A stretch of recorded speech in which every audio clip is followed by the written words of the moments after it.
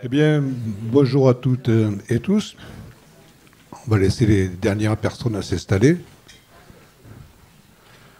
Je vous souhaite donc la bienvenue à cette carte blanche des rendez-vous de l'histoire de Blois, qui est présentée par l'Institut CGT d'Histoire sociale et l'Institut régional CGT d'Histoire sociale de la région Centre-Val de Loire. La thématique de 2024 étant la ville, nous avons fait le choix de traiter des bourses du travail et des maisons du peuple qui tiennent depuis le 19e siècle une place singulière dans la cité. D'ailleurs, vous l'avez vu, nous avons donné comme titre à cette carte blanche les travailleurs à la conquête du droit de cité, bourses du travail et maisons du peuple d'hier à aujourd'hui.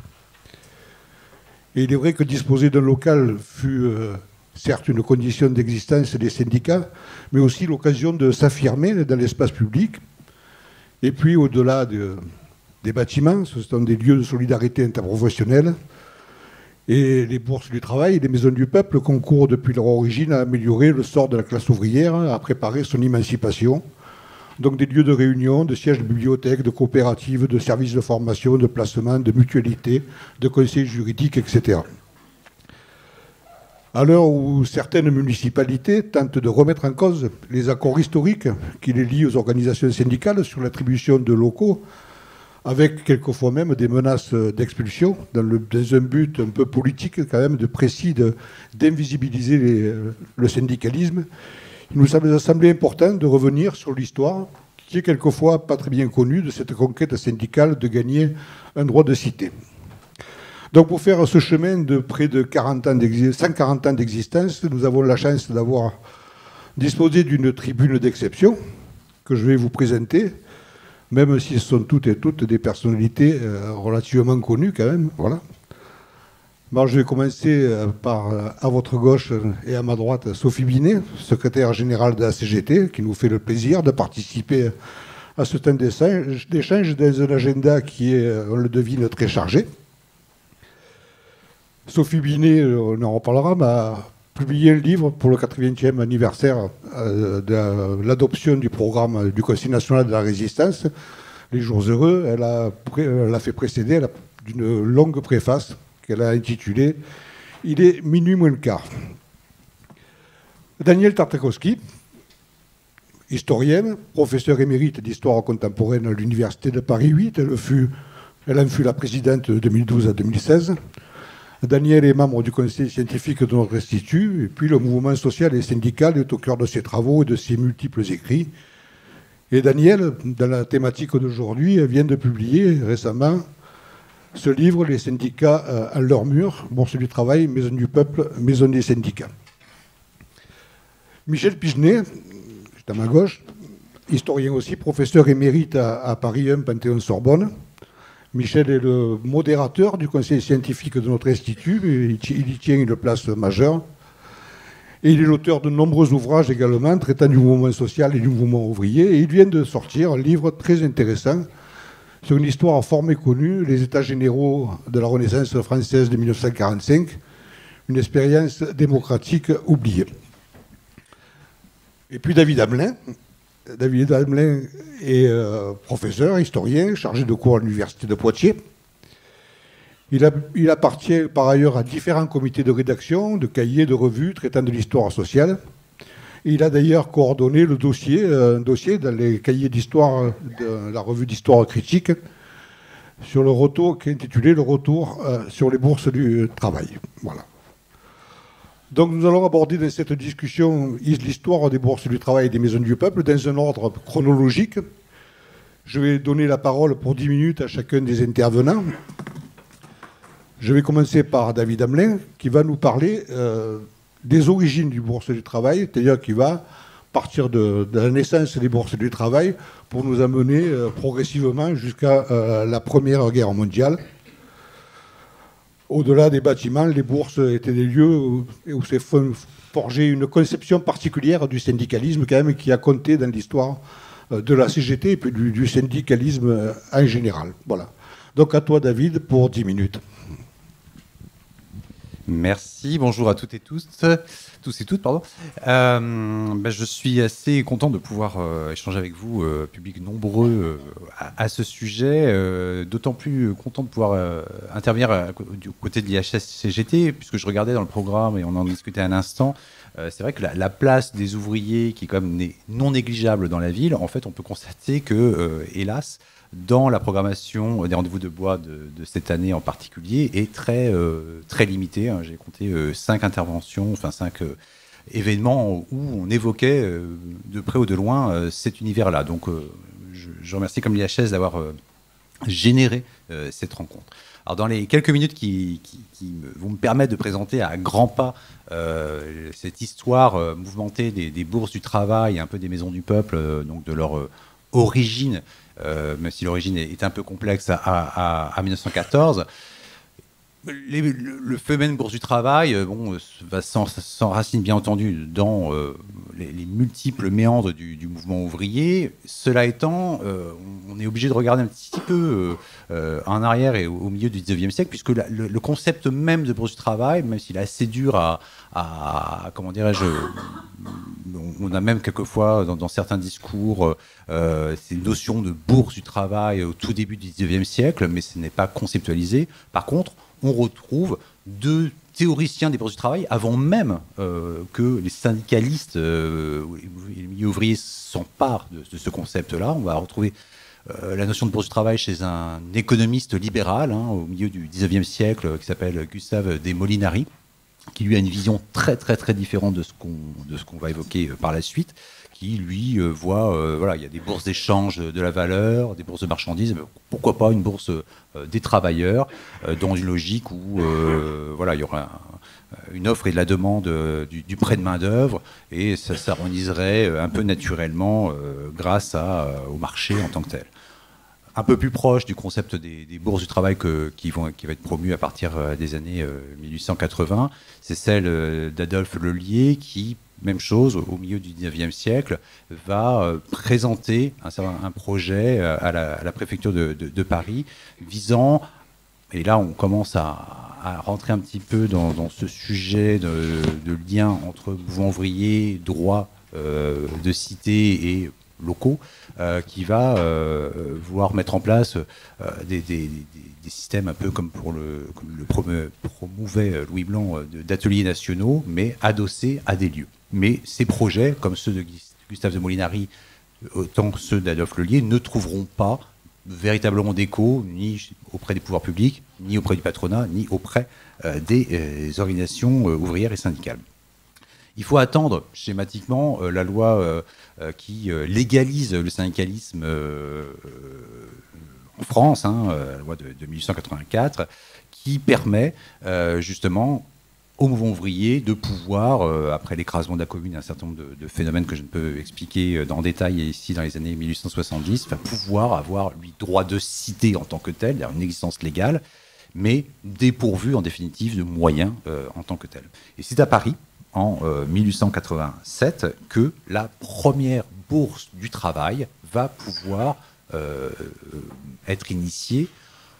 2 raisons fondamentales à cette constitution, cette création-là. Donc une lutte qu'on oublie beaucoup, qu'on a beaucoup oubliée, c'est la lutte contre le placement privé. Dans cette période-là, le placement n'est pas ou à peine régulé, et en fait, vous avez les officines patronales qui, grosso modo, font payer le droit d'accès à un travail pour être embauché. Les pouvoirs publics sont sont peu prolixes, peu efficaces sur le sujet, et donc ce sont les organisations syndicales nouvellement créées, constituées, qui effectivement vont en faire un cheval de bataille.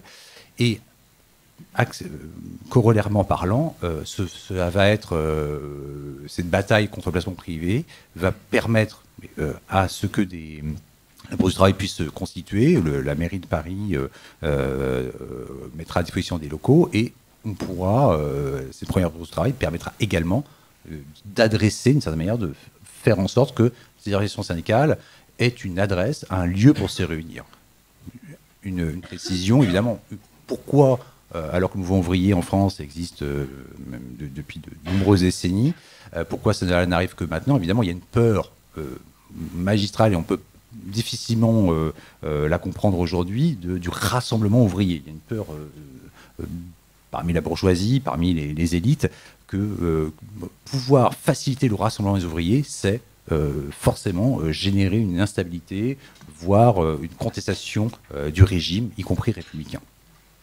Cette première bourse du travail, eh bien, elle va faire des petits, elle va vraiment inspirer beaucoup de collectifs ouvriers, principalement dans les villes ouvrières. Et donc, dès l'année suivante, vont se constituer de nombreuses bourses du travail, principalement dans les grandes villes, Bordeaux, Lyon, Saint-Étienne.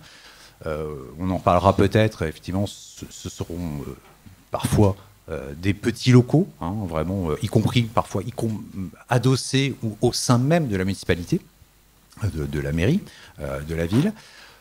Dans d'autres cas, ce seront des locaux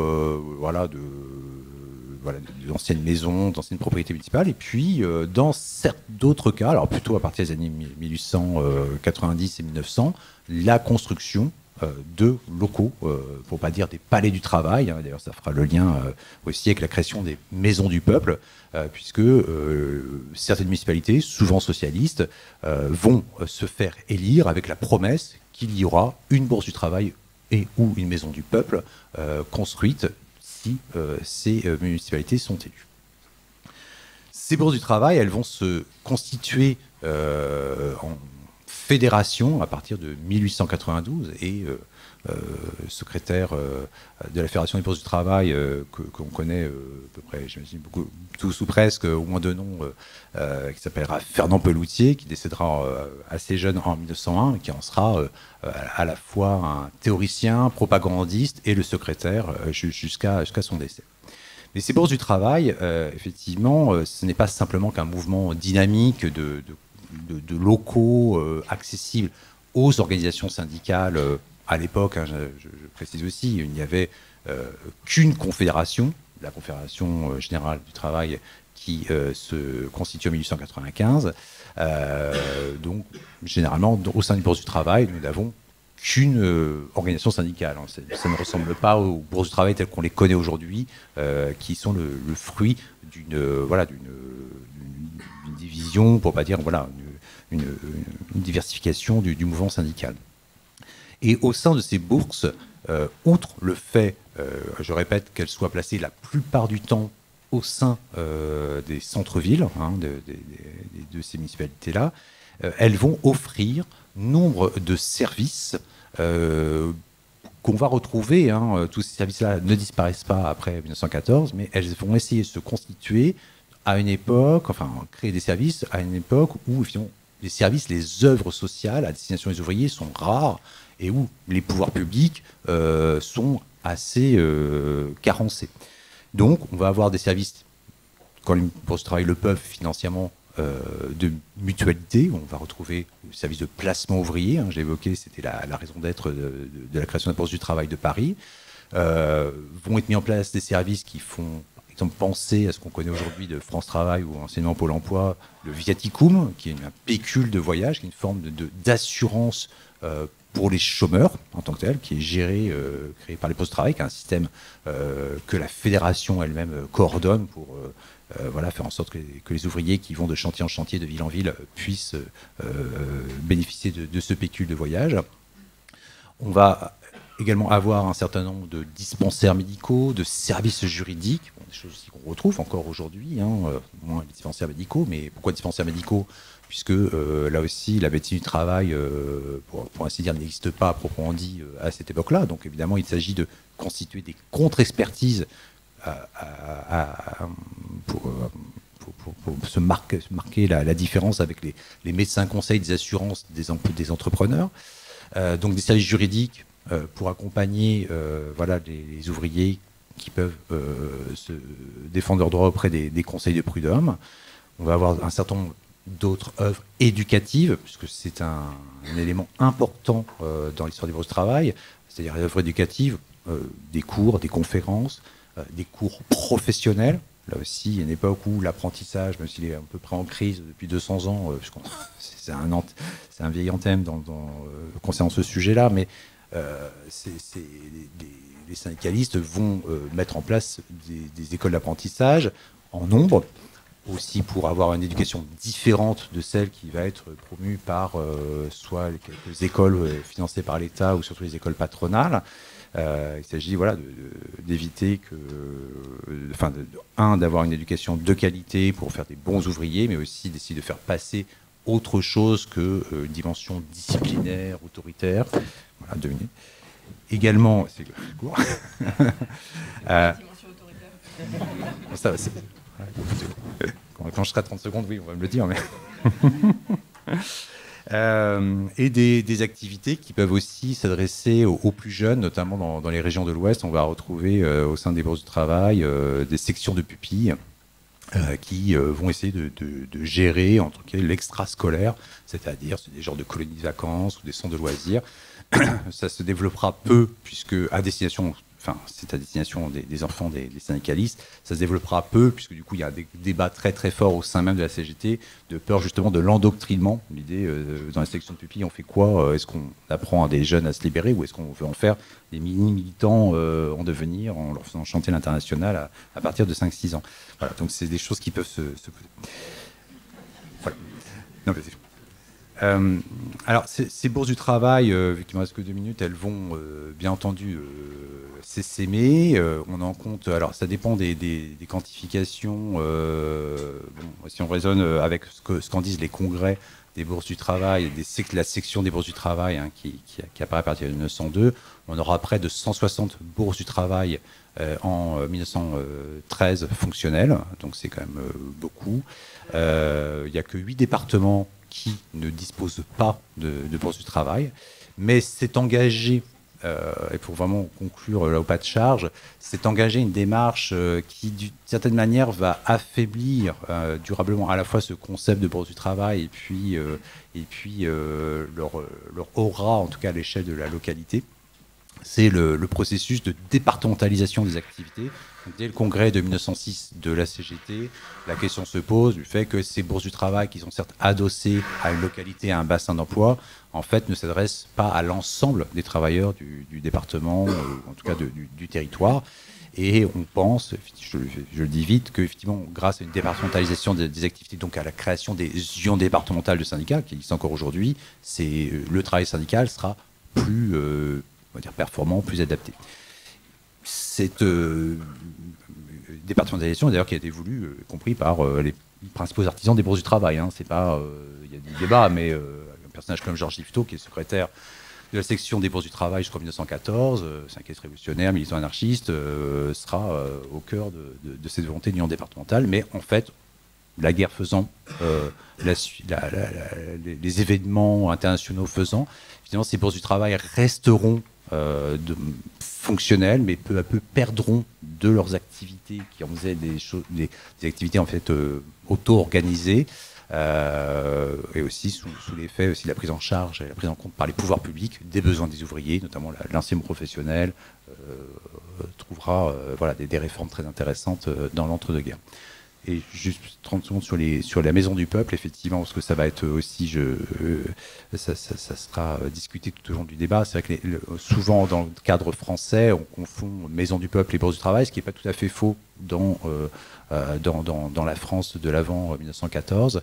Cela étant, les Maisons du Peuple, quand elles sont nommées de cette façon-là, généralement, cette transformation du Bourse du Travail en Maison du Peuple, c'est dans quasi-totalité des cas, dans le cadre français, le fait de bourses du travail qui deviennent totalement autonomes, puisqu'elles fonctionnaient avec souvent des subsides municipaux ou des conseils départementaux.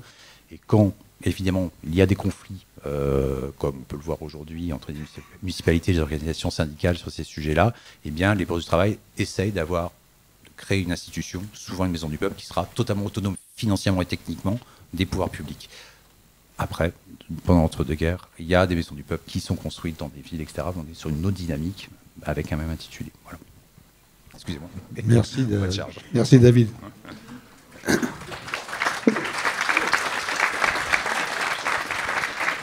Je suis un peu sévère sur le temps, mais c'est pour qu'on ait après un temps d'échange avec le public. Et je trouve que c'est important.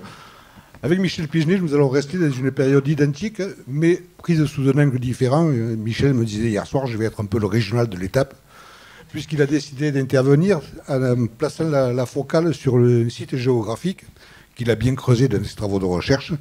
Il s'agit de la Bourse du travail de Bourges et plus largement des bourses du travail du département du Cher.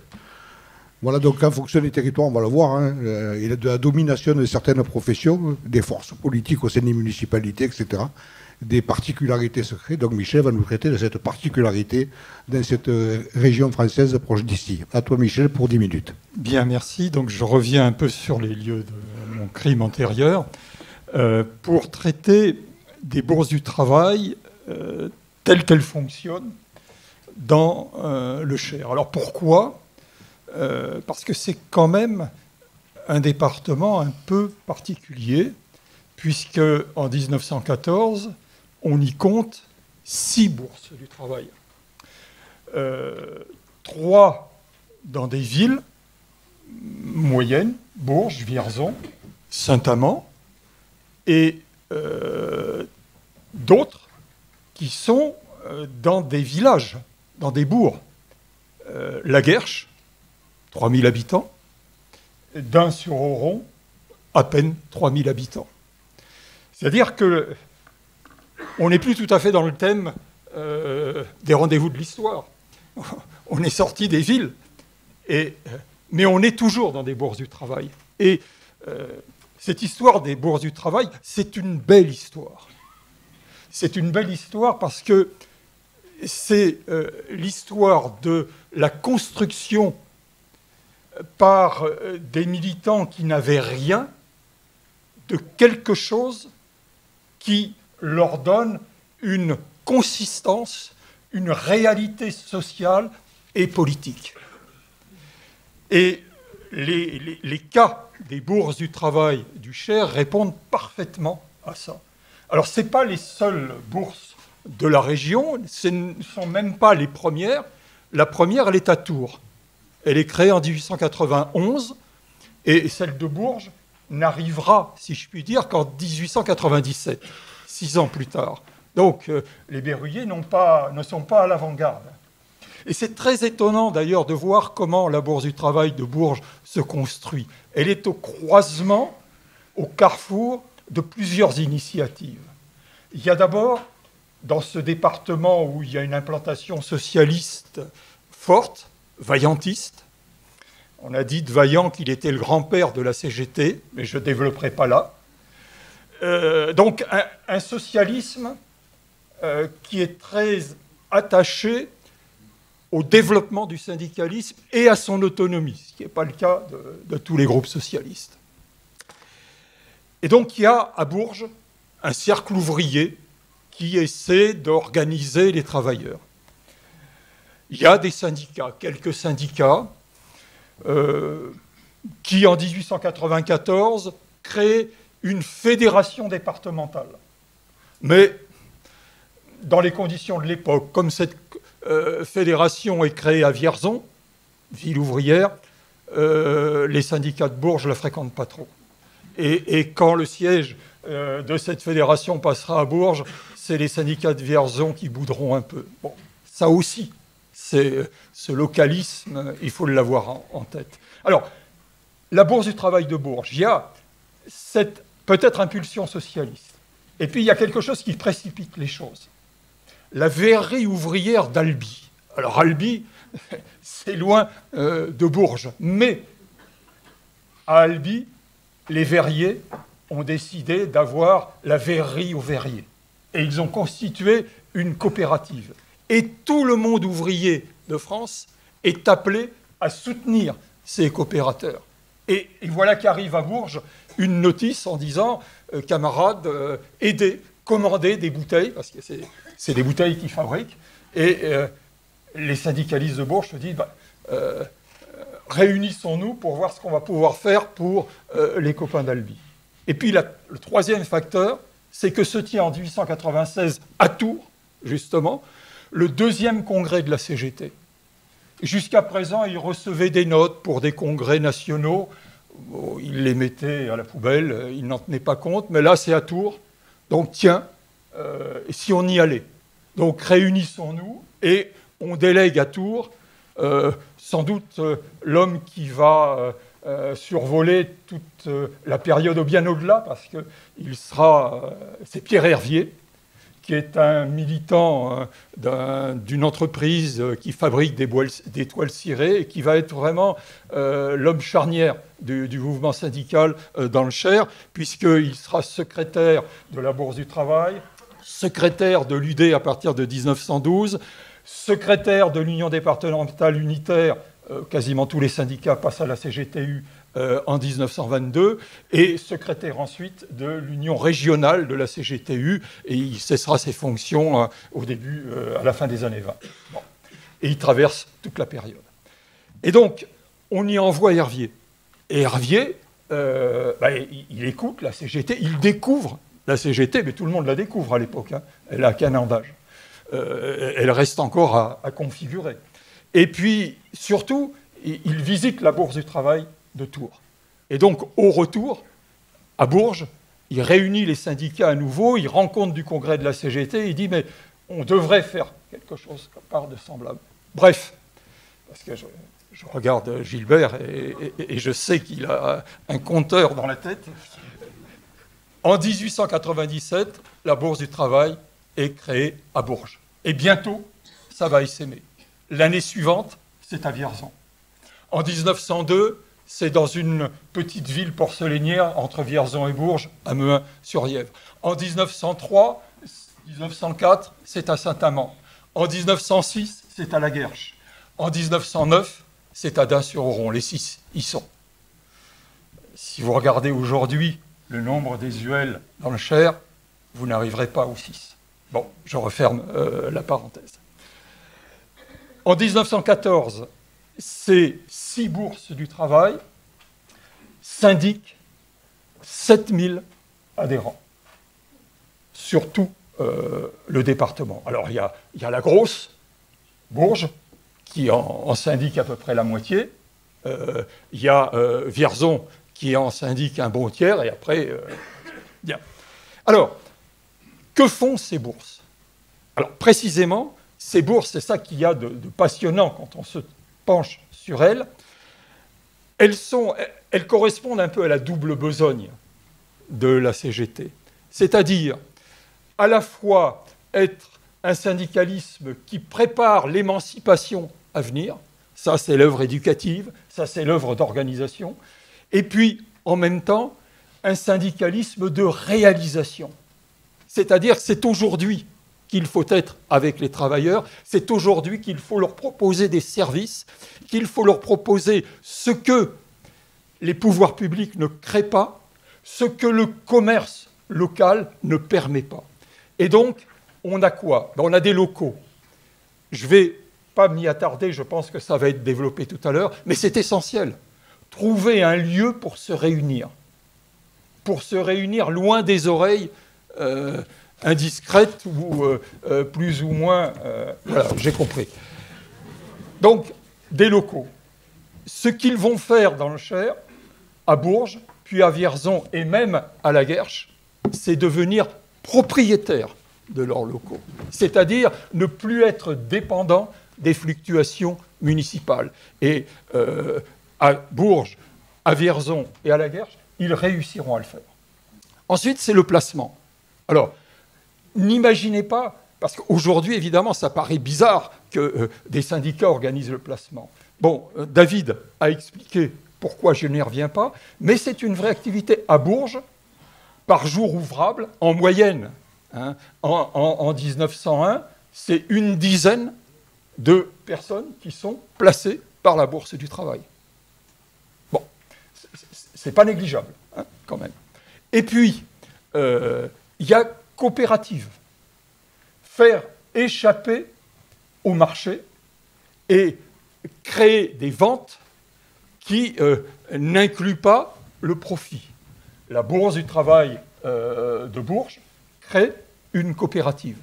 La Bourse du Travail de La Guerche crée une coopérative et qui compte quand même 300 sociétaires. Et ça aussi, parallèlement à cela, le mouvement ouvrier, dans le cas de Bourges et dans le cas de Vierzon, multiplie les coopératives. Si je prends le cas de Bourges, à la veille de la Première Guerre mondiale, vous avez 16 coopératives de consommation qui sont pour la plupart dans les faubourgs de Bourges, dans les faubourgs ouvriers de Bourges, et qui ravitaillent une famille sur 4. C'est comme ça aussi que se construit le droit de cité. Et une dernière chose, la conquête municipale. Dans le cas de Bourges, comme dans le cas des villages bûcherons, c'est la bourse du travail qui mène les ouvriers à la tête de la ville. En 1900, la bourse du travail délègue 8 de ses membres pour figurer sur une liste municipale qui réunit des socialistes et des radicaux. Et Pierre Hervier sera le premier adjoint et fera en sorte que cette municipalité prenne des mesures sociales. Même chose dans les villages bûcherons, où souvent les listes qui sont proposées aux élections sont des listes ouvrières, mais quand on regarde, c'est des listes syndicales, en réalité. C'est ça aussi, la conquête du droit de cité. Et enfin, un travail d'organisation, et là, j'arrive au bout. Pierre Hervier, il est toujours sur son vélo. Il sillonne depuis Bourges toutes les communes des alentours. Il va dans les villages bûcherons. Alors j'avais prévu de vous citer un petit récit qu'il fait, mais là, j'aurai pas le temps. Il y va en vélo, il arrive tout seul, il va voir le maire, il demande une salle, le maire, évidemment, la lui refuse, donc il va au café, il va voir le tambour du village, et il annonce ce soir, réunion. Alors, il dit à l'époque, tous les éléments mâles de la commune, les féministes, se réuniront. Alors il dit, ça ne marche pas toujours, des fois je retrouve mon vélo avec les pneus crevés, quand je veux le reprendre, ainsi de suite. Mais, il dit, j'établis des contacts. Et de ces contacts naîtront des syndicats de bûcherons. Et il faut savoir qu'il y aura plus de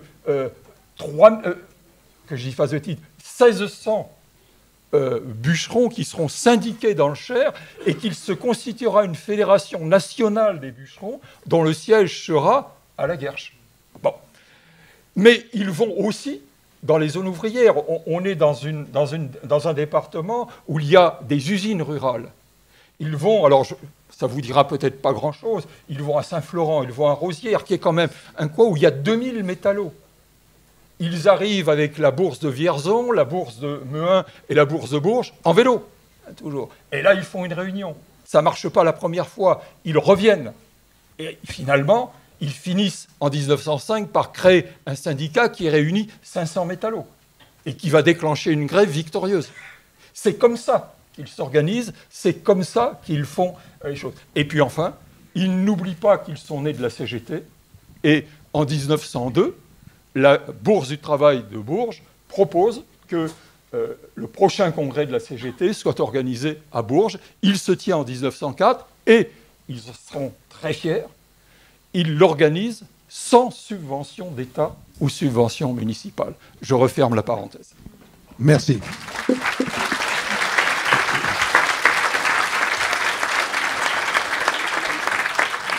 Alors avec Daniel, on va progresser dans le temps, si Daniel veut bien.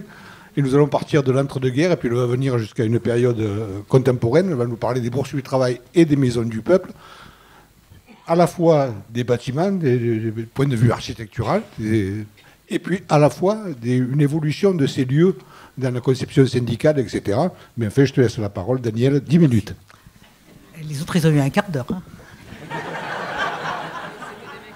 Bah ouais, c'est ça. Je n'en attendais pas moins. Oui, alors je voudrais quand même revenir un tout petit peu sur l'amont pour qu'on comprenne. Ça a été dit, mais je voudrais le répéter. Les bourses ne sont pas un droit. Et elles ne sont toujours pas un droit, en termes de droit. C'est une potentialité. Et c'est une potentialité qui dépend, si j'ose dire, du bon vouloir ou des choix politiques des municipalités. Fernand Pelloutier, père des bourses du travail, disait ça dépend du climat municipal. Voilà. Alors, comme l'a dit David, avant-guerre, on a deux types de bâtiments qui peuvent être mis à la disposition des syndicats. Bon, 160, a dit David, on est bien loin du nombre de communes ouvrières et industrielles dans la France. Hein, donc c'est un problème de verre à moitié plein, verre à moitié vide.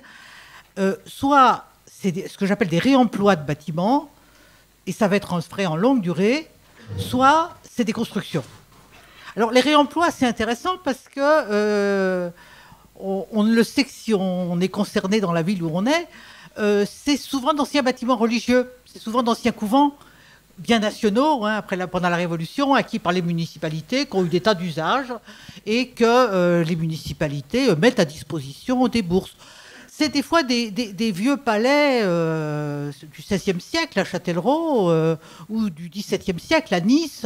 Alors aujourd'hui, évidemment, ça suscite des envies des municipalités qui veulent les récupérer ou qui les récupèrent. C'est des locaux totalement inadaptés. C'est des locaux qui sont en train de tomber en désuétude, donc ne pas le voir comme quelque chose... Et puis, quelques constructions de prestige, dont les bourses que David a déjà citées.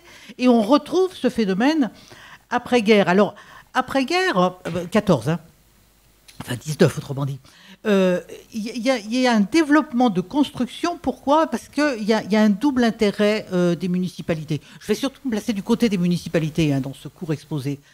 La loi d'Astier qui oblige les communes à mettre en place, sous une forme quelconque, de la formation technique, de l'enseignement technique. Et comme l'a dit David, les bourses remplissent cette fonction. Donc il y a un intérêt de certaines municipalités pour donner aux bourses des locaux adaptés à cette fonction que certaines remplissent parfaitement. S'agissant, avant 14, on avait essentiellement des municipalités radicales. Hein, c'est les municipalités radicales dans une perspective réconcilier la République et le travail. Après la guerre, il y a toujours beaucoup de radicaux, enfin beaucoup. Hein, mais il y a une poussée socialiste et à moindre titre communiste parce qu'il y a moins de municipalités. Pour les socialistes et pour Jouot, il s'agit de poursuivre au-delà de la guerre la fameuse politique de présence qu'il escomptait développer à l'échelle nationale et puis il n'a pas trouvé d'interlocuteur en face. Mais à l'échelle des communes, il y voit une modalité de ce qu'il appelait la politique de présence. Alors, toujours des réemplois, et là, les bâtiments religieux, je dirais, disparaissent parce qu'on a déjà donné d'une certaine manière. Et par contre, on a une poussée d'anciens terrains ou bâtiments militaires désaffectés. La paix est revenue. Donc, c'est intéressant de voir comment il y a des glissements. Et puis, beaucoup plus de construction ad hoc, avec ces fameux palais municipaux évoqués dans les termes avant 14, mais qui vont se développer avec une certaine grandeur, notamment dans les années 30. Ça participe pour certaines des villes qui vont les ériger, je vais donner des exemples dans un instant, de la politique de grands travaux pour faire face à la crise. Hein, mais en même temps, il s'agit... c'est des palais, enfin, la municipalité en majesté. Il y a eu un temps des gares, il y a eu un temps des mairies, il n'y avait pas de temps des bourses avant 14. On prenait ce qu'on avait, hein, même s'il y avait quelques bourses prestigieuses. Dans les années 30, on peut parler d'un temps des bourses en termes architectural, avec de prestigieux bâtiments art déco, notamment toute la région lyonnaise. Alors Lyon, je dirais d'abord et avant tout, mais aussi toute la région lyonnaise, Bordeaux. Alors on retrouvera, et alors quand même, un exemple à Lyon, il y a une fresque, pour ceux qui la connaissent, à l'extérieur de la bourse. La fresque, c'est le monde du travail, mais c'est le monde du travail en mutation. Hein. On est plutôt chez les ingénieurs et les cadres que chez le monde du travail d'avant 14, dont mes collègues parlaient avant moi. Et puis au milieu, il y a Herriot, de son vivant. Hein. Il y a Herriot qui fume sa pipe, entouré par ses travailleurs. On a un autre exemple à Rennes, parce que le maire avait construit une maison du peuple, mais qu'il a donnée au syndicat en toute propriété. Mais il y a une fresque dans laquelle on représente le maire de Rennes, mais c'est après sa mort. Donc là, mais on voit bien comment ça participe du municipalisme et de la volonté de s'ériger en cette fameuse réconciliation de la République et du travail, qu'on retrouvera d'ailleurs lors de l'exposition internationale de 1937. J'ai encore 2 minutes ou... Non. Alors, on dans les années 70, on aura de nouveau des constructions prestigieuses et on a eu certains aménagements très prestigieux, très récents, enfin dans les 10 dernières années, à Lille et à Nantes, en récupérant à Nantes une gare et à Lille les bâtiments de l'usine Vivecaille. Aujourd'hui, il y a 42 bourses du travail ou maisons du peuple qui sont classées au patrimoine, qui sont classées monument historique. Une partie, c'est les bâtiments ad hoc qui ont été construits. J'évoquais tous ces monuments art déco. Et alors, quand on retraverse ces monuments, on a une coupe formidable dans l'histoire de l'architecture française. C'est les plus grands architectes depuis l'Art Nouveau à Nancy, avec un bâtiment qui a été donné à la CGT. C'était un mécénat, mais qui a été donné à la CGT. Jusqu'au monument jusqu'à Niemeyer avec la bourse de Bobigny en région parisienne, il y a là un patrimoine assez extraordinaire. Et ce patrimoine, mais je laisserai Sophie Binet en parler dans un instant, ça va devenir un handicap. Enfin, ça va devenir un argument qui amène aujourd'hui un certain nombre de municipalités à avoir récupéré ou à vouloir récupérer ces locaux à d'autres fins. Alors, deux mots pour dire que l'évolution, à partir de 1936, c'est un peu une évolution, enfin c'est une évolution, c'est là aussi un problème de verre à moitié plein, verre à moitié vide. Et après, je laisserai la parole à Sophie Binet. Il y a une évolution qui est un peu contre-intuitive. 36, libération, et puis 68, on pourrait se dire, à la libération, la CGT demande que les bourses du travail soient un droit et que l'État finance la construction de bourses du travail. Ça n'aura pas lieu. 36, oui, mais précisément, les syndicats gagnent en puissance et ils achètent des locaux syndicaux. On s'éloigne de la fonction intersyndicale qui était constitutive des bourses du travail. 45, l'État social, il y a toute une série de fonctions que mes collègues ont rappelées, qui étaient remplies par les bourses, qui sont remplies par d'autres, pour le meilleur, dans le cadre de l'État social. Il y a le rôle des comités d'entreprise, il y a le rôle de la sécurité sociale, il y a le rôle de la formation professionnelle qui se développe, voire un peu plus tard, je dirais des maisons de la culture Malraux. Les bourses avaient une fonction culturelle extrêmement forte. 68, les sections d'entreprise. Donc, il y a une démultiplication des locaux. Alors, est-ce que ça veut dire, comme le disent certains, et certains maires en particulier, qui veulent récupérer ces bourses, qu'il n'y aurait plus besoin de bourses, et qu'il y en aurait d'autant moins besoin que des industrialisations, des syndicalisations, etc. Non, bien sûr. Non, bien sûr, et je m'arrêterai là. Dès lors que, à partir 36 réunifications, certes, mais comme vous le savez, à partir de 47 et jusqu'à aujourd'hui, des scissions en série et de nouvelles forces syndicales, la CFTC qui n'était pas dans l'histoire des bourses du travail, et la CFDT va rentrer dans les bourses du travail, ou en tout cas aspirer à y rentrer. Donc le besoin de locaux se démultiplie, je dirais, à l'aune de la démultiplication des organisations syndicales. Et ça aboutit aujourd'hui à la construction de ce qu'on appelle des maisons des syndicats, qui, certes, s'inscrivent dans le prolongement, mais qui participent d'une autre histoire, puisqu'il s'agit de loger en plus grand nombre des organisations éclatées. Et puis aujourd'hui, le phénomène de désyndicalisation et le fait que dans bien des régions, et Michel Pichelet évoquait le Cher il y a un instant, dans toutes ces régions qui ont été ravagées par la désindustrialisation, il parlait de la diminution du mutuelle, la Bourse du Travail, ou la Maison du Peuple, quel que soit son nom, c'est souvent le dernier lieu où l'on peut encore obtenir un soutien, de l'aide. Je vais laisser la parole à Sophie Binet parce qu'elle sait tout ça mieux que moi. Et c'est intéressant de voir que c'est des fonctions nouvelles et un public nouveau. On avait un débat là, il y a quelques jours avec des jeunes qui ont monté les syndicats des livreurs, qui expliquaient que la Bourse du Travail, c'est le lieu où ceux qui n'ont jamais été syndiqués, ceux qui n'ont pas de syndicat, viennent voir ce qui peut se passer. Donc on a cette tension et en face des municipalités qui souvent, après une très longue histoire ouvrière, sont passées à droite, qui veulent d'autant plus récupérer ces locaux que, historiquement, ils étaient au centre-ville, et que, pour beaucoup, c'est un patrimoine historique de premier plan, et dans une période où il s'agit de mettre en tourisme, comme on l'a dit, les villes, pour trouver des substituts à la désindustrialisation, eh bien, récupérer ces locaux, ça peut présenter un intérêt pour ceux qui, par ailleurs, peuvent avoir d'autres objectifs en tête. Je te laisse la parole, Sophie, pour poursuivre. Merci, Daniel.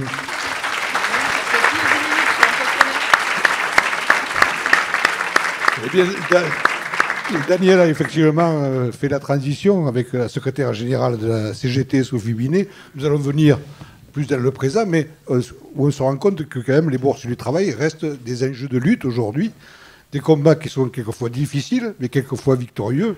Il n'y a pas longtemps, tu as inauguré la bourse du travail d'Alès, un pays qui m'est cher, après 10 ans de lutte pour obtenir cette bourse du travail.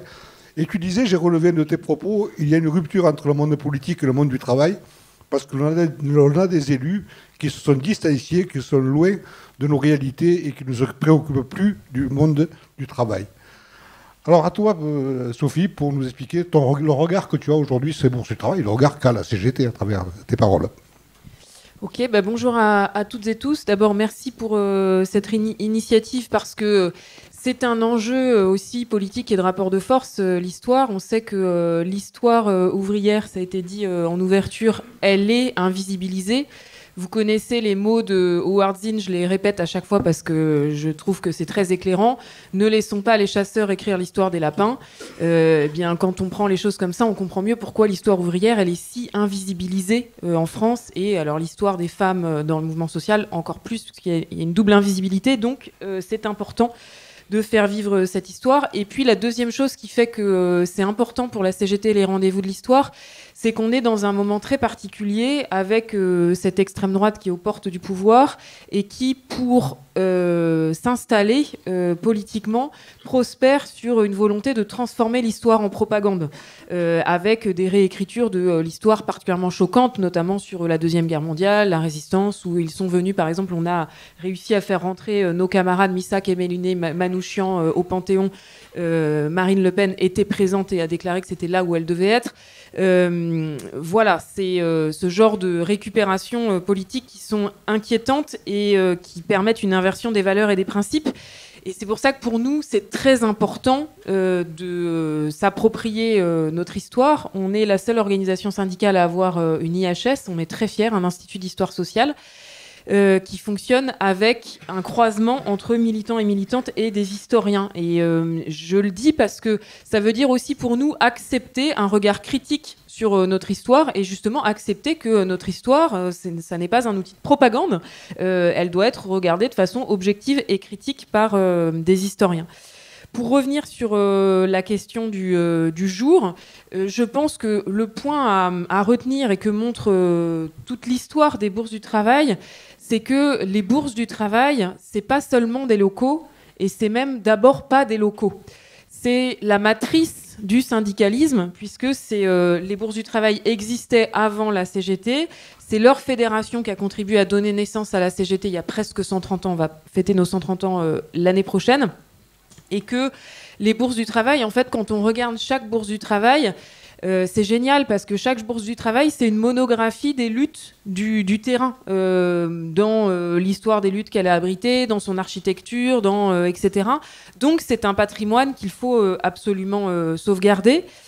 Les bourses du travail, c'est la matrice du syndicalisme d'un point de vue historique, mais aussi d'un point de vue, on va dire, idéologique, puisque c'est le lieu de matérialisation de la solidarité. Vous savez que le syndicalisme est né du principe selon laquelle, de la rupture avec la fausse idée des Lumières, selon laquelle il pouvait y avoir une inégalité entre le salarié et le patron, et on pouvait négocier d'égal à égal en face à face. Et donc le syndicalisme est né de la reconnaissance du fait que quand il y en a un qui possède les moyens de production et donc qui peut mettre fin au travail et décider de son organisation, évidemment, il n'y a pas égalité en face avec le salarié et que les travailleurs et travailleuses ont le droit de s'organiser collectivement. Donc les bourses du travail, elles sont le signe de ça. Elles sont de justement la solidarité, la fin de l'isolement face au patron. Elles sont le signe aussi de l'interprofessionnel face aux logiques de mise en concurrence professionnelle en fonction des métiers, en fonction des secteurs. C'est très classique qu'on essaye de mettre en concurrence les travailleuses et les travailleurs. Bon, d'abord avec des logiques de briseurs de grève, évidemment, mais aussi d'un point de vue professionnel, par exemple, sur la vision des enjeux économiques et environnementaux entre des routiers et des cheminots. On va essayer d'organiser des mises en concurrence pour neutraliser le débat. Eh bien, la CGT et le syndicalisme, par sa pratique interprofessionnelle, va travailler pour dépasser ces mises en opposition, et justement pour avoir un syndicalisme d'intérêt général qui ne s'enferme pas dans l'entreprise. Et les bourses du travail, c'est aussi ça, c'est sortir le syndicalisme de l'entreprise et avoir un syndicalisme qui n'est pas seulement là pour défendre les intérêts catégoriels de tel ou tel salarié, mais pour aussi contribuer à l'intérêt général et à sa définition. Les bourses du travail, c'est la matrice de notre syndicalisme parce que c'est la proximité. Et le syndicalisme de la CGT, il repose sur la proximité et sur un fonctionnement par en bas, contrairement à beaucoup d'autres cadres. Et puis enfin, ce qu'on voit dans l'histoire des bourses du travail, c'est que toujours, il y a eu cette bataille pour l'indépendance, pour l'autonomie du monde ouvrier par rapport à l'institutionnel, aux politiques, etc. Et d'ailleurs, c'est toujours évidemment un sujet de tension. Alors cette histoire des bourses du travail, je remercie beaucoup aux historiens et historiennes d'y contribuer, notamment à Daniel d'avoir consacré ton dernier livre à cette histoire-là, c'est important. Mais elle s'écrit toujours au présent, et Gilbert l'a rappelé. En fait, quand on regarde, les bourses du travail sont nées d'un rapport de force, et quand on regarde la tendance sur les 130 dernières années, on voit que le flux ou le reflux des bourses du travail illustre d'un rapport de force plus général dans la société, donc c'est jamais neutre. Et aujourd'hui, ce rapport de force, il s'écrit au présent. Je tiens d'ailleurs à saluer la présence de représentants de l'État dans cette salle, et donc je note que la question des bourses du travail et de l'organisation du monde ouvrier est toujours aussi sensible pour l'État aujourd'hui qu'au XIXe siècle. Mais donc cette histoire, elle s'écrit toujours au présent, et ces rapports de force au présent avec, depuis, les historiens le diront mieux que moi, mais depuis 20 ou 30 ans, un mouvement de reflux et de remise en cause de nos bourses du travail, avec des bourses qui doivent déménager et qui sont marginalisées dans les villes. On est bien loin des palais ouvriers d'un certain nombre de périodes. Par exemple, je pense que certains pourront témoigner sur la bourse du travail de Blois, qui a déménagé, qui n'est plus en centre-ville. Un mouvement aussi de suppression de bourses du travail par certaines municipalités. Pour moi, l'exemple le plus éloquent, c'était celle de Toulouse, que la mairie de Toulouse a tenté de remettre en cause. Bon, on lui a rappelé que la bourse du travail avait été inaugurée par Jean Jaurès et construite par des ouvriers CGT. Souvent, c'est nous qui avons construit nos propres bourses du travail. Et suite à une longue lutte, on a forcé le maire de Toulouse à reculer. Mais ce rapport de force est toujours présent, y compris à Toulouse, puisque là, il y a 6 mois, le maire nous a adressé un courrier en nous reprochant, dans la bourse du travail, de tenir des conférences sur le conflit à Gaza, en disant qu'on n'avait pas à se mêler de politique. Donc on voit que la question de l'indépendance du mouvement ouvrier et de l'indépendance de son organisme dans les bourses est toujours aujourd'hui d'actualité, et c'est toujours ça qui dérange et qui fait que les bourses sont remises en cause. Évidemment, il y a la question on ne veut plus payer, il y a l'enjeu de récupérer le foncier pour en faire autre chose, mais il y a aussi une question plus politique avec des rapports de force très plaisants. Sur quoi se fonde ce mouvement de remise en cause de nos bourses ? Évidemment sur la tendance longue de désindustrialisation et de recul numérique du mouvement ouvrier, sur la tendance aussi de transformation de nos villes, parce que cette désindustrialisation, elle se matérialise dans la place de l'activité économique et des travailleuses et des travailleurs dans les villes, où progressivement les activités économiques ont été sorties des centres-villes, de plus en plus marginalisées, bon, avec aussi des vraies questions sur les riverains, la pollution visuelle, sonore, etc. Et puis un mouvement de ségrégation des villes et des centres-villes, avec un monde ouvrier qui est de moins en moins présent dans notamment les grandes villes, qui sont de plus en plus ségrégées. avec la tertiarisation du travail. Et donc, de fait, ce mouvement de remise en cause des bourses, il illustre matériellement la marginalisation du travail, du monde du travail, dans l'espace d'une façon générale et dans les villes en particulier. Et oui, effectivement, Gilbert le soulignait dans son propos, cette remise en cause des bourses du travail, elle illustre la rupture du monde politique avec le monde du travail, de la professionnalisation du monde politique. Il y a de moins en moins d'élus qui sont issus du mouvement syndical. De plus en plus, élu, c'est un métier. On commence collaborateur et puis on finit élu. Alors qu'à l'époque, quand on lit vos ouvrages, on voit qu'il y avait, y compris d'ailleurs nous, une stratégie syndicale pour que les présidents des bourses du travail soient conseillers municipaux et qu'il y ait une étroite implication. Et on aurait pu imaginer ça d'ailleurs dans d'autres pays européens. Il y a un peu ça en Suisse, par exemple. En Suisse, il y a toujours traditionnellement, c'est assez exotique pour nous, mais le président du syndicat suisse est député de Suisse en même temps. Et puis, dans les villes, souvent, ils sont membres du conseil municipal quand ils sont présidents des bourses du travail. Dans beaucoup d'autres pays, c'est le cas. Après, on a des cultures syndicales et des histoires syndicales très différentes. Mais ce que je veux dire, c'est que ça n'est pas anodin. Et pour illustrer de cette déconnexion du monde politique avec le monde du travail, en fait, on a eu ça fait donc des années qu'on alerte sur l'état de nos bourses du travail, avec en plus des questions effectivement historiques qui se posent, comme beaucoup de nos bourses du travail ont été construites après la Première Guerre mondiale. Il y a un entretien des locaux, par exemple la bourse du travail de Bordeaux, qui est magnifique. Là, c'est un geyser d'eau. Il y a des cascades d'eau dans la bourse qui n'est toujours pas fermée. On est toujours dedans, mais elle prend complètement l'eau. Elle va s'effondrer si on ne fait rien. Et la municipalité ne fait toujours rien, alors qu'il ne vous a pas échappé que maintenant, c'est plus une municipalité de droite. Et donc, ne comprend pas l'enjeu de cette bourse du travail. Et pour illustrer, pour moi, l'incarnation de ce rendez-vous manqué, c'est ce qui s'est passé pendant le mandat de François Hollande, où on a gagné qui est un rapport de l'IGAS sur les bourses du travail. Donc c'est un rapport qui a été conduit par un inspecteur qui s'appelle Philippe Doll, rapport qui est excellent, mais qui n'a jamais été publié et qui a été enterré, alors que les conclusions du rapport, c'était qu'on était au moment où il fallait installer, pérenniser, sécuriser nos bourses du travail dans le droit, en inscrivant les bourses du travail dans une mission d'intérêt général, et donc en faisant en sorte que les communes et plus largement les collectivités territoriales aient pour responsabilité d'assurer ces bourses du travail avec, le cas échéant, ça se discute, des compensations de l'État, étant donné qu'il s'agit de missions d'intérêt général. Et donc non seulement le rapport n'a jamais été publié, mais ces préconisations n'ont pas été suivies. Cette histoire, elle s'écrit toujours au présent, et juste sur pourquoi est-ce que les reculs. Donc j'ai parlé de désindustrialisation, mais il y a aussi, d'un point de vue humain, le recul du droit syndical, avec les réformes du Code du travail de ces dernières années qui ont fusionné les instances de représentation du personnel et qui ont diminué les possibilités de droit syndical. Et donc le fait qu'aujourd'hui la CGT a un peu plus de 900 unions locales, c'est très important pour nous, 900 unions locales, c'est ça qui nous permet la proximité. Mais donc pour ces unions locales, il faut des locaux, et puis il faut aussi des camarades pour les tenir, les animer, etc.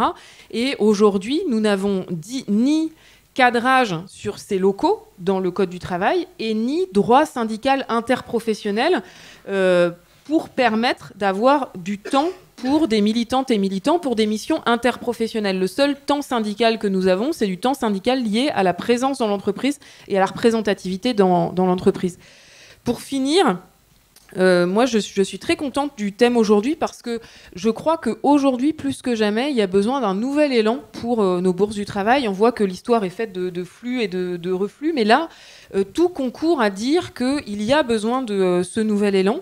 D'abord parce que les déserts syndicaux progressent. Donc aujourd'hui, c'est 40% des salariés du privé qui n'ont pas de syndicat dans leur entreprise. C'est colossal. Ça veut dire quasiment la moitié des salariés n'ont pas de syndicat, et donc tous les droits qui y sont afférents. Donc dans ce contexte-là, le fait d'avoir des bourses du travail au niveau interprofessionnel, c'est indispensable pour garantir l'égalité des droits.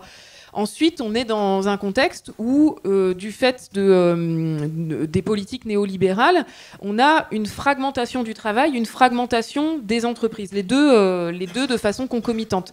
Fragmentation du travail, donc avec une multiplication des statuts, une multiplication de la précarité, et fragmentation de l'entreprise avec de la sous-traitance, des délocalisations, de la filialisation, et le fait que, par exemple, le cas le plus parlant, quand vous allez sur des grands chantiers ou quand vous allez dans une centrale nucléaire, personne n'a le même bleu de travail sur le dos. Tout le monde a un nom d'entreprise différent dans le dos. Et quand on demande combien il y a d'entreprises qui interviennent sur le site, déjà même d'avoir le chiffre, c'est déjà compliqué. Et donc, dans ce contexte-là, on voit bien que le fait de n'avoir que du droit syndical attaché à l'entreprise, c'est une aberration, puisqu'il y a besoin de reconstruire la communauté de travail. Et puis, dans les enjeux d'aujourd'hui, on est confronté à un danger d'institutionnalisation du syndicalisme. On sait que le patronat français n'a jamais accepté le fait syndical, et donc sa stratégie, c'est soit la criminalisation, soit l'intégration. Et donc, il y a une velléité de toujours nous intégrer dans plus d'instances pour qu'on passe plus de temps avec les patrons qu'avec les salariés. Et dans ce contexte-là, nous, la réponse, c'est la proximité, et donc les bourses du travail. Et puis, enfin... je le disais au début, on est dans un moment très particulier puisque l'extrême droite est aux portes du pouvoir. Et quand on analyse les choses qui fondent la montée de l'extrême droite, c'est le déclassement, d'une façon générale, le déclassement du travail, et donc cette marginalisation du travail dans l'organisation de l'espace, dans les discours politiques, y contribue. C'est aussi le déclassement des territoires, avec des territoires entiers dans lesquels il n'y a plus de services publics, et la bourse du travail, elle y contribue. Et c'est le recul du lien social, la polarisation des opinions, le fait que aujourd'hui les opinions, elles se structurent sur les réseaux sociaux, mais plus au bistrot, parce que des bistrots, il n'y en a plus. Et le bistrot, malgré tous ses inconvénients, parce que les bourses du travail se sont créées contre les bistrots, quand même, c'est pour sortir et lutter contre l'alcoolisme. Donc évidemment, c'est justement pas le modèle qu'on préconise, pour ça qu'on préfère avoir des bourses du travail. Mais le bistrot, c'est quand même un lieu de mélange et de débat contradictoire. Et quand on ferme le dernier bar, c'est aussi un levier de progression de l'extrême droite. Et donc, du coup, pour nous, je pense, l'enjeu, pour nous, CGT, on a besoin de repolitiser cette question des bourses du travail et de faire en sorte que ça soit plus la simple question de défense de nos locaux, mais d'en faire un enjeu et une bataille politique. Une bataille politique parce que c'est les bourses du travail qui nous permettent de structurer des professions qu'on essaye d'organiser et qui sont éparpillées, comme on a parlé des livreurs à vélo, je pourrais vous parler des syndicats d'aide à domicile qu'on organise. Les aides à domicile, par principe, elles n'ont pas de lieu de réunion s'il n'y a pas de bourse du travail. On vient d'organiser à Nantes un syndicat des travailleurs et travailleuses de la restauration avec que des jeunes dans que des petites entreprises. S'il n'y a pas d'union locale, ils ne peuvent pas s'organiser. Et puis notre bataille, c'est aussi de suivre l'évolution. Évidemment, le travail aujourd'hui n'est plus organisé dans les mêmes lieux qu'au XIXe siècle ou même au milieu du XXe siècle. Et il y a de nouveaux lieux de concentration du travail dans lesquels on est complètement absent. On s'est battu, on a gagné il y a assez peu de temps la création d'une union locale à Roissy, alors que à Roissy, il y a 50, 60, 70 000 travailleuses et travailleurs. Là, on mène la même bataille à Disney pour créer une union locale à Disney, parce que c'est un secteur de concentration très très forte de travailleuses et de travailleurs. Et puis enfin, ce qui fait que je suis confiante sur cette dynamique, parce que là, on a parlé de déclin et d'être sur la défensive pour défendre des bourses du travail qui reculent. C'est que, en fait, la force de la mobilisation contre la réforme des retraites, elle a été liée à la proximité de l'organisation de la mobilisation. Ça a été dit par tous les commentateurs. Ce qui a étonné et ce qui a fait basculer, ce qui fait qu'on est tout de suite devenu majoritaire et qu'y compris même des députés de droite se sont exprimés contre la réforme des retraites, ou en tout cas n'étaient pas prêts à la voter, c'est la force de la mobilisation en proximité, avec des lieux de manifestation très disséminés et un nombre très élevé de manifestantes et de manifestants dans plein de petites villes. C'était en fait, la reprise au bond de la mobilisation des Gilets jaunes. Pourquoi est-ce que les Gilets jaunes sont nés hors du syndicalisme? C'est aussi un diagnostic du recul et des difficultés de nos unions locales et du recul de notre organisation en proximité. Les Gilets jaunes sont aussi nés plutôt des employés, alors que la CGT elle est d'abord implantée en milieu ouvrier. Donc c'est aussi ça sur les évolutions des catégories populaires. Mais donc, ce mouvement de mobilisation contre la réforme des retraites, c'est aussi un message d'espoir sur les dynamiques à réorganiser le syndicalisme en proximité.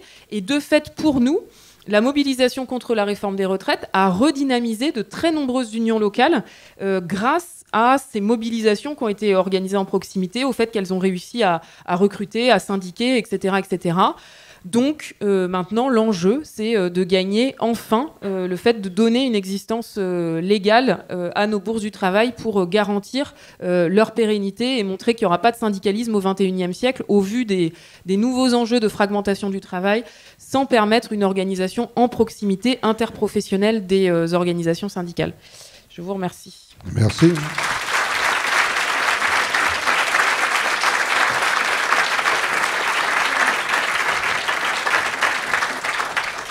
Donc il nous reste 25 minutes à peu près. Il y a des étudiants qui sont dans la salle qui vont vous transmettre le micro. Si vous avez des questions, vous levez la main et puis ils vont... Vous présentez, vous tenez le micro très près de la bouche pour que... Oui, bonjour. J'ai une question pour Sophie Binet.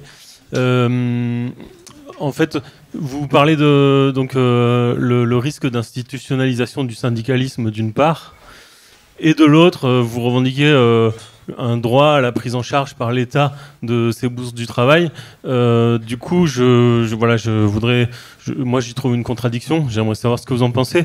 En fait, est-ce que c'est pas dans un sens finalement un petit peu donner les clés aux chasseurs de la maison des lapins? Et voilà, est-ce qu'on ne devrait pas plutôt travailler, même peut-être en voyant peut-être plus petit, mais de posséder en propre en fait nos propres espaces, plutôt que d'aller revendiquer un soutien de la part de l'État? Je prends plusieurs questions. Par ici. On redonnera la parole à la tribune. S'il vous plaît. S'il vous Il y plaît. avait une main de ce côté, je crois. Ah, voilà. Également une question pour Sophie Binet, mais ça vaut aussi peut-être pour les autres. Un sujet qui tient à cœur de beaucoup de militants syndicaux, c'est la réunification ou tout au moins le rassemblement des forces syndicales. On l'a vu dans la réussite, effectivement, également de la réforme des retraites. Quel rôle peut jouer le rassemblement des organisations syndicales au sein d'une bourse de travail? Parce que, comme vous l'avez dit, la maison des syndicats, l'éclatement des organisations syndicales qui sont éclatées aussi géographiquement. Voilà, je voudrais savoir un peu s'il y a aussi des volontés de regrouper géographiquement les organisations syndicales au niveau départemental ou local pour montrer aussi cette force auprès des salariés et aussi auprès des forces des employeurs. Merci. Bonjour, merci. Moi, je voulais savoir quelle était la place des minorités dans les bourses du travail. Je pense notamment aux travailleuses, mais aussi aux travailleurs migrants ou étrangers, et quelle était la place qui leur avait été faite au cours de l'histoire. Et comment ça a pu aider aussi peut-être à ce que ces catégories professionnelles trouvent leur place dans les luttes syndicales.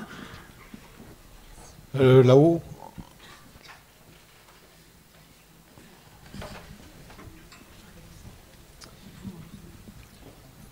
Bonjour. J'aurais des questions qui concernent à la fois l'histoire, le lieu et l'aspect social, la lutte. La première, c'est, si on se met en perspective, il y a des espoirs, mais je me pose la question, dans l'ère des réseaux sociaux, où nous avons la liberté d'être mis dans une case, nous isoler, pour ne pas communiquer avec nos voisins, comment va-t-on redéfinir une bourse de travail en associant donc ces éléments qu'aujourd'hui, visiblement, nous isolent. En même temps, l'importance aussi de tenir compte qu'on est dans un monde tertiaire, de fait, il ne va pas difficilement redevenir industriel, donc l'importance d'intégrer dans ce monde-là les 40% des salariés qui n'ont pas de syndicats et qui ont besoin d'être mobilisés, mais en même temps, ils sont isolés.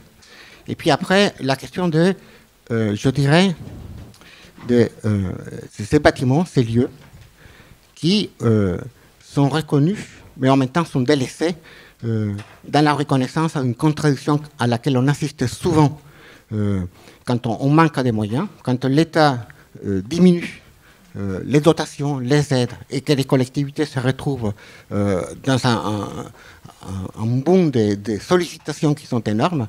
Donc voilà, et en même temps, on nous dit qu'il faut continuer à baisser de quoi maintenir des patrimoines. Et moi, j'assiste souvent au fait que les patrimoines sont maintenus comme patrimoine, mais qui ne sont pas restaurés. On préfère les voir tomber en ruine que de faire des restaurations plutôt modestes. Merci. Alors, Devin. Merci. Sur cette question justement de l'autonomisation, quelque part économique aussi, des bourses du travail, je crois, Michel Genet a évoqué tout à l'heure le lien avec les coopératives au début du siècle. Je m'interroge sur pourquoi est-ce que ce lien s'est distendu et est-ce qu'il n'y aurait pas une réflexion aussi stratégique sur retrouver un lien en dépit des logiques d'autonomie de ces deux mouvements pour trouver un lien social à travers la coopérative et un outil économique pour les bourses du travail. J'aurais bien aimé en savoir plus des maisons du peuple justement à ce titre aussi. Et un peu sous forme de blague, est-ce qu'on ne devrait pas avoir notre Stéphane Bern qui fasse appel à la cotisation patrimoniale et une mobilisation dans ce sens. Voilà. Merci. Mademoiselle.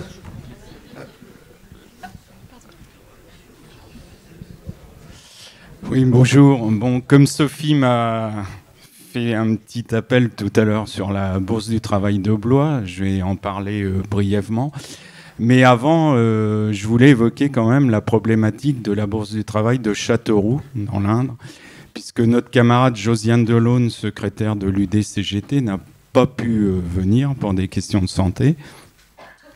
Donc je veux en parler juste un petit peu quand même. Ça fait 10 ans que l'UD et les autres syndicats sont en prise avec la municipalité de Châteauroux. 10 ans de procédure. Je vais passer vite fait, parce que c'est des procédures avec les avocats et tout. On n'est pas rassuré du tout, puisque maintenant on se permet de mettre en liquidation judiciaire une union départementale CGT. C'est quand même grave. Je ne savais même pas que ça pouvait exister, moi, ça. Donc c'est une remise en cause non seulement des bourses du travail, je trouve, mais que ça va plus loin. C'est la remise en cause du syndicalisme même qui se joue là. Et moi, j'appelle au secours sur la Bourse du travail de Châteauroux, si on laisse faire. Et on n'est pas rassuré puisque le maire vient de devenir ministre du nouveau gouvernement. Il s'agit de Gilles Averrousse, et qui pourtant avait un frère syndicaliste en Loir-et-Cher. Certes, pas à la CGT, il était à la CFDT. Mais bon, voilà. Fallait que je le dise. Bon, quant à Blois, pour revenir à l'histoire, donc c'est un petit clin d'œil aussi à la conf là pour aider sur Châteauroux, quoi. Sur Blois, donc on a fait des recherches au niveau de l'IHS et je peux parler de la bourse parce que j'étais secrétaire de l'union départementale CGT quand on a dû renégocier les changements de locaux. À Blois, comme ça a été dit, la Bourse du travail était au cœur de la ville et maintenant on est en périphérie, à la ZUP, des quartiers nord de Blois, et périphérie, de plus en plus. La négociation, pourtant, avec une municipalité de gauche, ça aurait dû être plus facile. C'était pas forcément facile. D'ailleurs, je tiens à dire qu'on avait négocié sous Nicolas Perruchot, le fameux Nicolas Perruchot qui avait produit un rapport sur le syndicalisme, les syndicats, l'argent des syndicats sur la formation.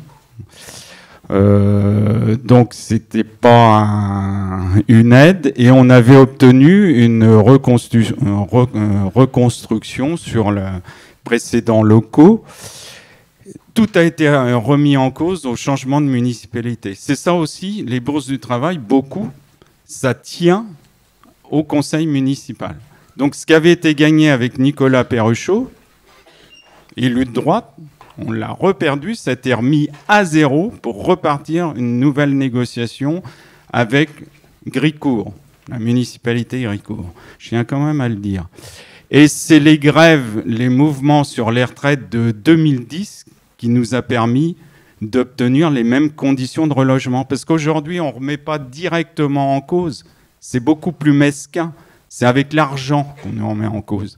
Là, aujourd'hui, on a pu réobtenir les mêmes conditions, mais jusqu'à quand? C'est une convention qui est tacitement reconductible, mais qui peut être mise en cause du jour au lendemain. C'est ça, les bourses du travail aujourd'hui. Du jour au lendemain, ça peut être mis en cause. C'est une bourse du travail commune à Blois, c'est-à-dire nous sommes tous les syndicats dans le même bâtiment.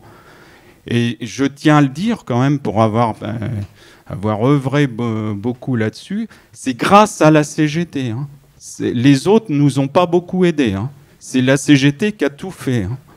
Moi, je veux que les gens en prennent conscience. Le syndicalisme et la Bourse du travail de Blois, c'est grâce à la CGT si on est encore ensemble. Parce qu'il y en a qui commençaient à négocier en loose day pour avoir un petit bâtiment là, un petit bâtiment ailleurs. Donc, ce qui fait que les syndicats n'auraient pas été ensemble. Il faut le rappeler, ça. À Blois, la Bourse du travail, je reviens à l'histoire, elle a été créée en 1888, 1898, 1899. C'est-à-dire, on a deux dates, parce qu'il y a eu une date de création et une date officielle de création l'année d'après. Et c'est à partir de la Bourse du travail de Tours. Les camarades sont fait aider par voilà, donc et après donc c'était rue du Puy-Châtel, rue des Juifs à l'angle.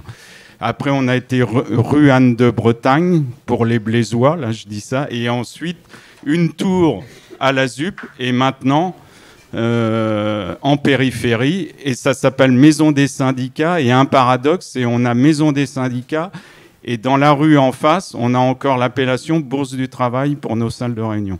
Je tenais à le dire, mais c'est anecdotique, mais c'est symbolique. Voilà. Voilà, merci. Je vous propose de laisser 2-3 minutes à chacun à la tribune. Voilà, j'ai le micro. Daniel. Je pense qu'il faut que Sophie, oui, Sophie réponde et puis on... Sophie, comme toi. Tu veux répondre d'abord, Sophie? Si, ça me paraît Ok. Alors, sur la première question, sur est-ce qu'il n'y a pas une contradiction à demander à l'État, est-ce qu'il ne faut pas mieux faire tout seul? Bon, d'abord, nous, quand on demande à l'État, évidemment, c'est avec nos prérogatives de décision, de gestion, notre indépendance, évidemment, sinon ça n'est pas acceptable. Et ensuite, pourquoi est-ce que, si on faisait les choses tout seul et qu'on les finançait tout seul, au vu de l'état du patrimoine, ça serait hyper coûteux, donc ça veut dire... oui, mais tout le monde n'a pas forcément les moyens. Aujourd'hui, les cotisations syndicales, elles sont déjà importantes, ça voudrait dire les augmenter. Et surtout, en fait, dans les bourses du travail, l'essentiel des travailleuses et des travailleurs qu'on accueille ne sont pas syndiqués. Et donc, ça veut dire qu'on ferait financer nos bourses par l'argent des syndiqués pour des non-syndiqués, ou alors qu'on changerait la conception et qu'on dirait pour être aidé, accompagné, il faut se syndiquer. Ça n'a jamais été notre conception à la CGT, puis plus globalement dans le syndicalisme français, on n'est pas exactement là-dessus. Donc ça induirait une évolution de conception. Et moi j'ai envie de te dire, il faut faire les deux, camarades. Évidemment se battre pour qu'il y ait une prise de responsabilité, une reconnaissance de ces missions d'intérêt général. C'est la moindre des choses, on le vaut bien quand même. Et puis, je rappelle, il y a quelque chose qui est assez peu relevé, mais c'est l'absence de parallèle entre d'un côté les bourses du travail et de l'autre côté les CCI. Les patrons, ils ont les CCI, les chambres de commerce et d'industrie. Les CCI, il y a une existence très légale, c'est financé par cotisation des entreprises, cotisation obligatoire. Toutes les entreprises, elles payent. Et pourquoi est-ce que nous, on n'a pas la même chose pour nos bourses du travail? Il devrait y avoir un parallélisme des formes, qui là, en l'occurrence, n'existe pas. Ensuite, sur la question de l'unité, donc tout à fait d'accord. En plus, dans l'histoire des bourses, on voit bien que la division du monde du travail, ça a fragilisé les bourses du travail. Et donc, évidemment, nous, ça fait partie de nos stratégies. On a réussi à sauver la bourse du travail d'Alès. La bourse du travail d'Alès, normalement, c'était que la CGT. C'est la CGT qui l'a construite. Voilà, c'est notre bourse du travail. Mais pour la sauver, on a proposé à toutes les autres organisations syndicales d'y être hébergées pour créer un front commun. Et maintenant, toutes y sont hébergés. Sur la question des minorités, alors après la notion de minorité, est-ce que les femmes sont une minorité? Ça c'est un débat. On est majoritaire, chers camarades.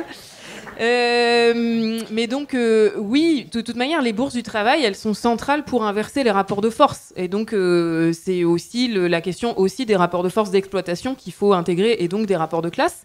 Mais donc sur les rapports de genre et donc sur la question des femmes, les femmes sont souvent dans des professions qui sont moins organisées que les professions à prédominance masculine. Donc je pense notamment aux aides à domicile. Donc pour elles, avoir les bourses, c'est très important. Et sur la question des étrangers, étrangères, la CGT a historiquement un travail sur les travailleurs et travailleuses immigrés qui a commencé avec la MOI, la main-d'œuvre immigrée, donc, dont étaient issus Missak et Méliné Manouchian et la FTP MOI. Et donc ce travail, on le mène toujours aujourd'hui avec notamment les grandes grèves de sans-papiers que vous connaissez. S'il n'y avait pas nos bourses du travail, ça ne pourrait pas avoir lieu parce que le regroupement, il se fait évidemment à l'extérieur du lieu de travail. Et puis on a dans nos bourses du travail des permanences juridiques d'aide des travailleurs et travailleuses sans-papiers. Et là d'ailleurs, c'est un énorme problème d'actualité parce que là, la situation est catastrophique. Toutes les préfectures durcissent les critères et elles sont évaluées au nombre de refus de dossiers qu'elles font. Donc les choses vont considérablement se dégrader. Donc là, pour nous, c'est un gros enjeu d'actualité. Et alors sur les coopératives, tout à fait d'accord. Je pense qu'il faut vraiment, là, dans la réflexion sur comment est-ce qu'on relance la bataille politique pour les bourses du travail, il faut aussi que déjà on mette en avant ce que font aujourd'hui les bourses du travail. Donc évidemment l'aspect défense individuelle pour tous les salariés qui n'ont pas de syndicat dans leur entreprise, l'aspect formation syndicale qui est central puisque c'est ça qui permet de remettre un minimum à égalité les patrons avec les salariés. L'accès à la formation syndicale, notamment quand on est représentant du personnel, c'est indispensable si on veut pouvoir contester les orientations économiques de l'entreprise, faire des propositions alternatives, etc. Je rappelle qu'il y a toujours en moyenne 10% d'illettrés en France. Dans certains départements, par exemple dans la Somme, c'est 15%. Donc on fait aussi un gros travail de lutte contre l'illettrisme pour permettre à tous les salariés, quel que soit leur niveau de formation initiale, de pouvoir exercer leur citoyenneté au travail et tenir tête face à leur patron. Et donc, dans toutes ces activités des bourses du travail, moi, je pense qu'il faut qu'on relance la réflexion, effectivement, sur le lien avec le mouvement coopératif, ne serait-ce que sur l'aide à la reprise d'entreprises en difficulté. Alors, vous connaissez, je pense, la bataille historique qu'on a menée avec les Scopti, qui a mené à la création des 1336, donc le T, à l'issue de 1336 jours de grève. Et donc, ça fonctionne toujours. Vous pouvez vous en acheter, il est délicieux. Et donc, c'est une SCOP. Et il y a plus près de nous les Duralex. Et donc, d'accompagner... alors, on ne peut pas reprendre toutes les entreprises en SCOP parce que dans l'industrie, ça coûte très cher l'outil de production. Et donc, on ne peut pas. Mais il y a plein d'endroits où, quand même, il y a des leviers. Donc ça serait intéressant.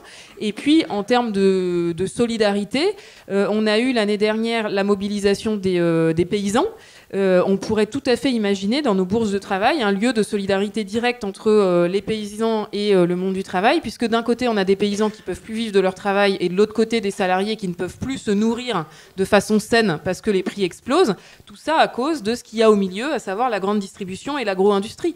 Et donc on pourrait aussi, dans nos bourses du travail, faire des lieux de vente directe et de lien entre le monde paysan et le monde du travail. Enfin, il y a plein de choses qu'il faut qu'on réimagine pour créer de nouvelles dynamiques autour de ces lieux. Et tout à fait d'accord sur Stéphane Bern. Donc Daniel, si tu es disponible. Daniel. Bon, ben, merci de la proposition.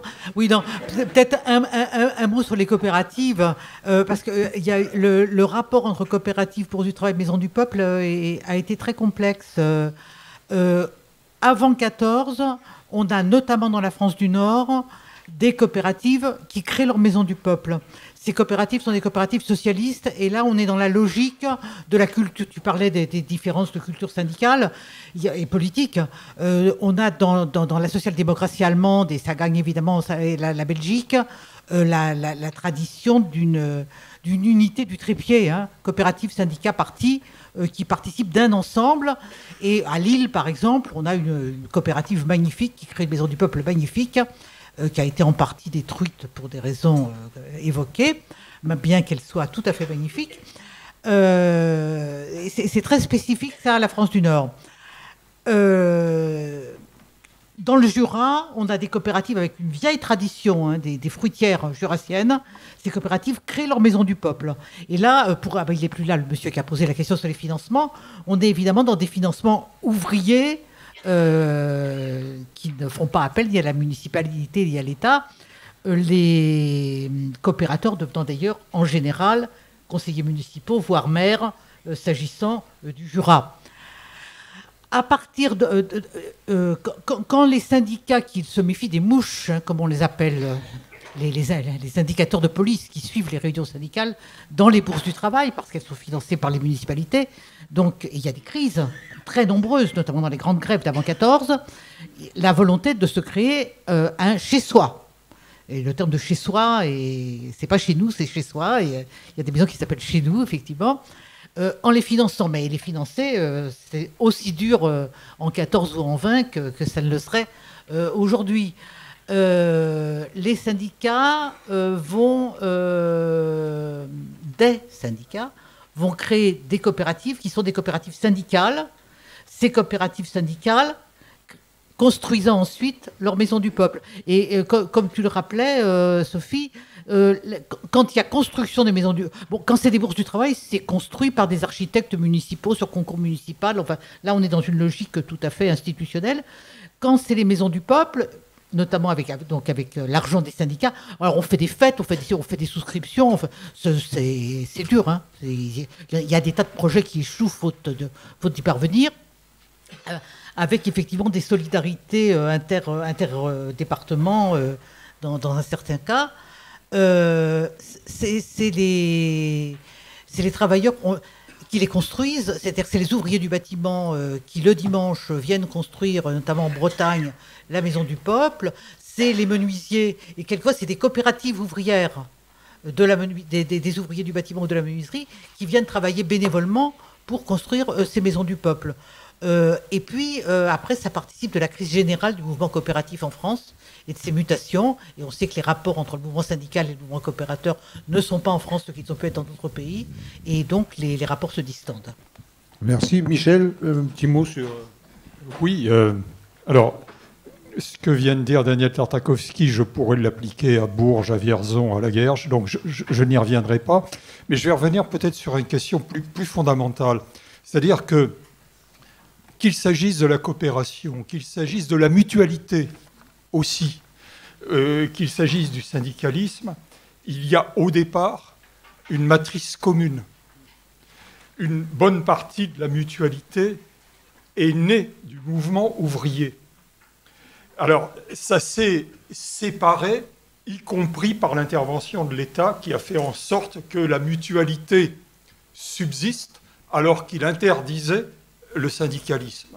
Il a créé une mutualité officielle, 1852, hein, le Second Empire, sous contrôle, mais qui a pu essaimer. Ce qui fait que les syndicats, les chambres syndicales, lorsqu'elles apparaissent dans les années 1860, le terrain mutualiste que le mouvement ouvrier avait initialement impulsé, il est déjà occupé par d'autres.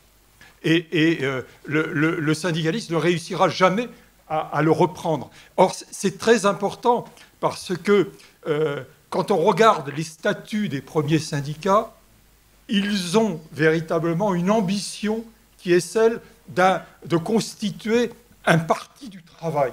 C'est-à-dire, alors, c'est non seulement le trépied coopératif, mais il y a aussi même la possibilité de développer du crédit. C'est dans mais ils ont les yeux plus gros que le ventre, d'une certaine façon. Ça ne marchera pas, mais le projet était là.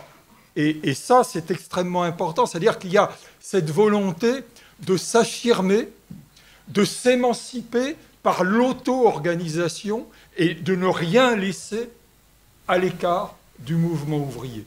Bon, alors, encore une fois, ça a marché ou ça n'a pas marché, mais c'est présent. Et pour la coopération, la coupure s'est faite plus tard, mais en 1914, quand je vois, en tout cas si je reste sur le terrain régional, les coopératives, le syndicat, ce sont les mêmes militants que l'on trouve.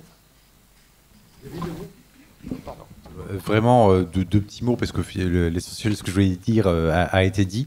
C'est intéressant qu'on conclue les derniers mots peut-être de cette table ronde sur la dimension syndicalisme, bourse du travail et coopération, parce que effectivement, ça a été dit, c'est pas des mondes du tout étanches, et c'est vrai qu'il y a une forme d'historiographie ou une forme de mémoire ouvrière ou syndicale qui a un peu oublié effectivement qu'il y a plusieurs trépieds pour qu'une bourse du travail fonctionne, compte tenu des problématiques financières qu'il y avait, on se rend compte que finalement la coopération a été vraiment une source, bien entendu ce sont des services offerts à la population, mais aussi une source de financement. Et souvent c'est même un peu oublié quand on lit différentes monographies de certaines bourses du travail, on l'oublie un peu parce que voilà, on se concentre sur les luttes sociales, les fameuses œuvres que j'ai évoquées, mais effectivement il y a tous ces à côté, donc quelquefois c'est vrai que la coopérative de consommation est très très importante, mais on oublie aussi que dans certaines luttes menées, il n'y a pas de droit, le licenciement n'est pas ou presque pas encadré. Donc effectivement, vous menez une lutte, une grève, etc. Vous êtes licencié, vous faites comment? Donc il y a aussi des coopératives de production. Et c'est vrai il y a une forme de distinction si vous jetez à corps perdu dans les archives, à bien distinguer ce qui est de l'ordre des discussions lors des congrès confédéraux, des sections des bourses du travail sur la coopération, où on a souvent des mots assez durs, et une réalité sociale et un maillage, moi que j'ai aussi longtemps laissé de côté, un maillage très très fort. Les coopératives syndicales d'essence syndicale sont excessivement nombreuses. C'est vrai que ça n'a pas été, notamment, il faudrait rediscuter de ce qui se passe dans l'entre-deux-guerres, à partir de l'entre-deux-guerres, où effectivement, avec la construction, la fortification de cet état social, où en fait, finalement, ces formes alternatives de prise sur le monde économique sont un peu, les ouvriers se dessaisissent, il y a d'autres enjeux, effectivement, et c'est la voie plutôt de l'état social qui va être privilégiée, à défaut de pouvoir continuer à mettre en place et à faire vivre ces coopératives qui, d'une certaine manière, certaines auront été créées par les syndicats, puis en fait deviendront tellement elles-mêmes autonomes des organisations syndicales dont elles étaient issues que voilà, après elles sont dissociées. Voilà. Mais bon, j'avais que ça à évoquer. Eh bien, merci à nos intervenantes et intervenants. Merci au public. Sur le stand de l'Institut régional d'histoire sociale du Centre Val